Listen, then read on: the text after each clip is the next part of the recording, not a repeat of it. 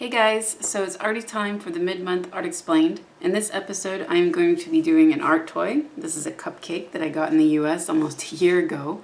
I've been meaning to do something with.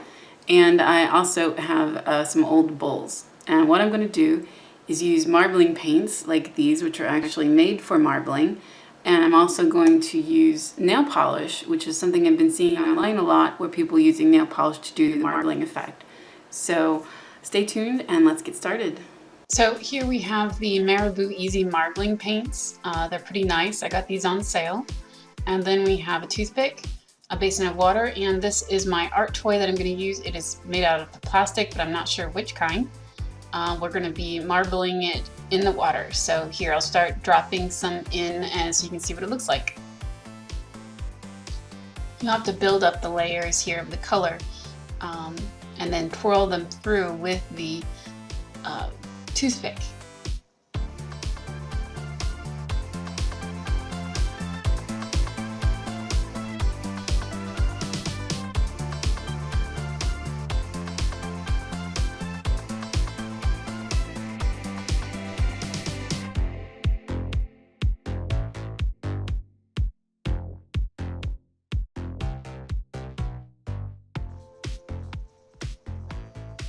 So here we go with the toy. It's a 3D object, so it's a little complicated. I'm just going to try and hold it here on the inside.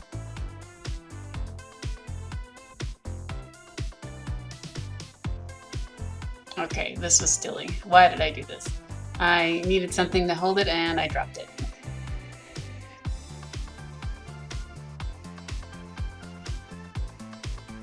So I messed up. It's way too covered already, I can tell. Shouldn't have done it that many times, but dropping it was real silly of me. So since I still have so much paint left, I thought I'd show you what it's like to actually do on a piece of paper, which is generally what marbling is done on, more so than a 3D object.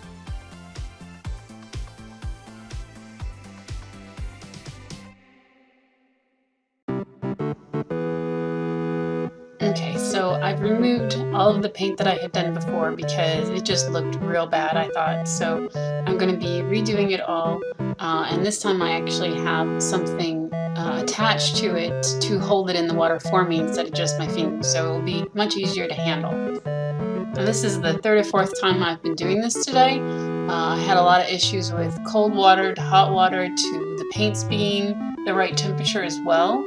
But you can see it's finally reacting correctly here now that everything is the correct temperature to each other. Okay, so I'm just going to twirl around like normal, like you saw me do before. Miss the spot. Let's see if I can get it without oversaturating.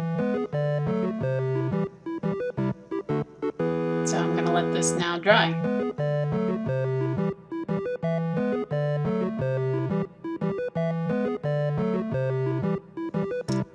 So here we have an old bowl. It's got a crack in it, so it's not a big deal if it gets messed up or not, but it's been cleaned and washed and ready to go. Here I have some nail polish. These are nail polishes that I actually use. It's a purple, a turquoise, and here I have a gray. So these I'm going to be dropping into the water just much like the other paints. Now you can see some of them fall directly to the bottom. I think that has to do with how large of a drop you're putting down, so be timid about it and you'll get the hang of it, I think. Just don't start pouring it in because it's really going to congeal and slide to the bottom. So here's the last color, and I'm just sort of doing what I did before where I'm layering the colors on top of one another. And probably a little more of this one.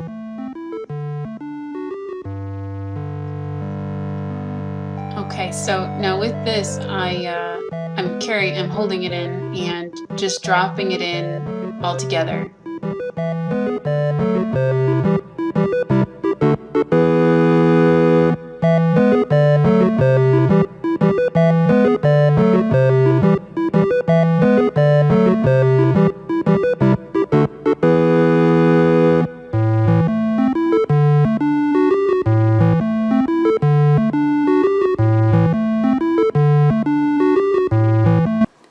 So here's the final product. You can see this is the bottom.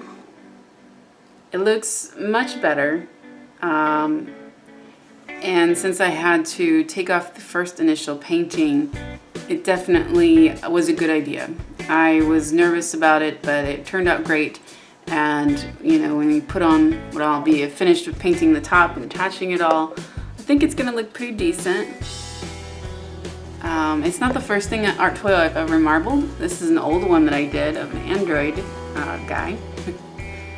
So he's not the best. I kind of had the same issue with 3D objects going into water where it doesn't always cover the best. Not like the piece of paper, which came out perfectly.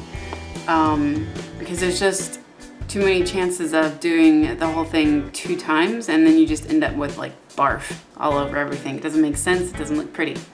So that's the biggest thing I've noticed.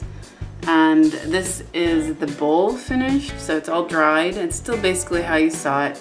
I'm not sure I would do the nail polish again. I don't know, I don't know if it was necessarily my color choices, but something about the way that the nail polish sits on the water I don't find especially pleasant when you're actually then going and doing the marbling effect. Maybe on a smaller scale with fingernails instead, which is something I've seen also done online, and I think that looks pretty nice. I don't have long fingernails at the moment, so I couldn't try that. But as far as this goes, I might just use some nail polish remover and get rid of it and actually just use the marbling paints instead. I just think that it really does get a better look, especially on a 3D object. I didn't try it on paper because it just was so meh about how that turned out that I didn't really care what it looked like. But these marbling paints, they are expensive. I got them for like 70% off 1 year after Christmas, and I'm actually still surprised they work. When I started this project, I thought they might not. So it's been a learning experience for sure. I haven't done very much marbling before, but it seems like the most important things are to make sure that you have something deep enough if you're doing a 3D object so that it doesn't So it's really been more of a learning experience. The biggest things is making sure that you have a water basin that's deep enough, especially if you're doing 3D objects. If you're just doing paper, then it really doesn't have to be thick at all because the paint's just going to sit right on top. But for an object, you don't want it to hit the bottom and then you drop it or anything like that. Like, you need something deep enough to hold it all, And making sure that the paints are room temperature seems incredibly important. I did several failed attempts where things were too cold. The water was too cold from before and my paints were room temperature or vice versa. And there was a lot of outtakes there that just were crap, because as soon as I would put the toothpick in, it would just like go right to the toothpick. So there was a lot of back and forth and cleaning and figuring out what worked best. So it's not been a super easy one because there was such a learning curve for me, but I am happy with how this turned out. And when it gets all done, I'll post a picture on Instagram. I'm not sure if I'm going to give this one away or not, but I do have a second which I might be giving, but we'll see. So that's it for now, and I'll be having my second art explained at the end of the month around Christmas time. It's going to be about the graphic novel Chancery that I'm still working on, some things I've learned in Manga Studio, and just sort of showing you kind of what I'm doing and where I'm at design-wise. So, hope you enjoyed it, and I will see you later. Bye guys!